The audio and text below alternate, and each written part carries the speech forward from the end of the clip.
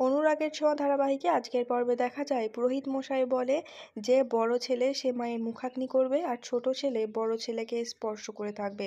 কিন্তু এই পরিস্থিতির শিকার হলেও মুখাগ্নির ব্যাপারটা কেউই মেনে নিতে পারছে না। দীপা মা মা বলে চিৎকার করে কান্নাকাটি করে। দীপা, কাকিয়া, সোনা, রূপা সকলেই লাবণ্যের সঙ্গে কাটানো মুহূর্তগুলো মনে করতে থাকে। রূপা মনে মনে বলে, এখানের সবাই আমাকে ভুল বুঝেছিল। আমি ভেবেছিলাম তুমি এলে তুমি অন্তত আমাকে বুঝবে, কিন্তু সেটাও তো হলো না দিদিভাই। তুমি বেঁচে থাকতে আমাদের পরিবারটাকে এক করে রেখেছিলে, আর যেতে যেতেও কিছু মুহূর্তের জন্য হলেও এক করেই রেখেছ। এরপরে অস্থি বিসর্জনের জন্য সূর্য জলে নামে। পাশেই দেখা যায় কুমার তার লোক নিয়ে আড়াল থেকে সবটা দেখছে আর ওয়েট করছে।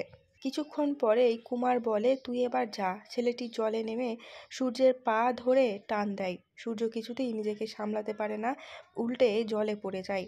সূর্য চিৎকার করতে থাকে যে জলের নিচে থেকে কেউ আমাকে টেনে ধরেছে। সবাই অবাক হয়ে যায়, বাঁচাও বাঁচাও করে চিৎকার করতে থাকে। এদিকে সূর্যের বাবাকে সামলে রেখেছে সূর্যের কাকাই।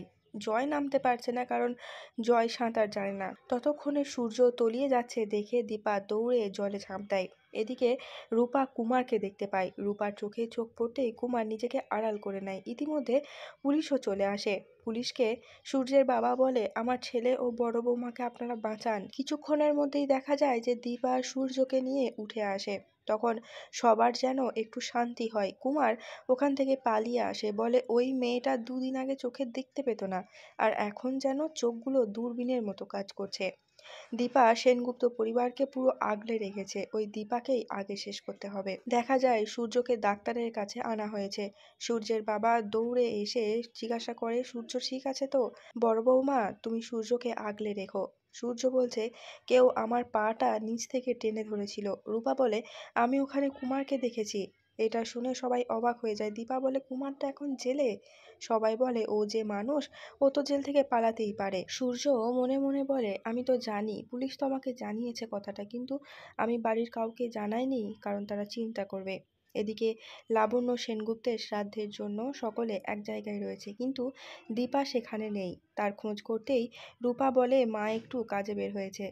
উর্মি ও তার মা বলে, যে মা ওকে মাথায় করে রাখতো, সেই মায়ের শ্রাদ্ধের কাজের জন্য একটু থাকতে পারলো না। সারাটা জীবন নিজের স্বার্থের জন্যই ভেবে গেল। রূপা বলে, একদম আমার মায়ের নামে উল্টোপাল্টা কথা বলবে না। তোমরা খুব ভালো করেই জানো যে আর যাই হোক আমার মা স্বার্থপর হতে পারে না। এরপর দেখানো হয় মিশকা, সে এখনো বেঁচে আছে।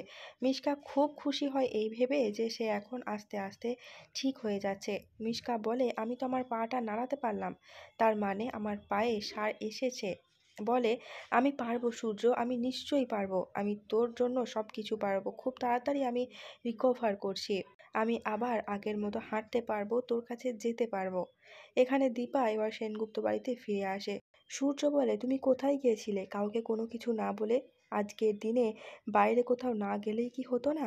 দীপা বলে, আপনি যদি আমাকে কথাটা বলতেন তাহলে তো আর যেতাম না। আমি গিয়েছিলাম পুলিশের কাছে। কুমার পালিয়েছে এই খবরটা তো আপনি জানতেন, তা সত্ত্বেও বাড়ির কাউকে এই কথাটা বলেননি। সকলেই অবাক হয়ে যায়। আর এখানেই শেষ হচ্ছে আজকের পর্বটি। যদি এমনই বিভিন্ন ধারাবাহিকের আপডেট সবার আগে জানতে চান তাহলে চ্যানেলটিকে সাবস্ক্রাইব করে সঙ্গে থাকবেন। দেখা হচ্ছে খুব শীঘ্র নতুন কোনো একটা পর্বের সঙ্গে।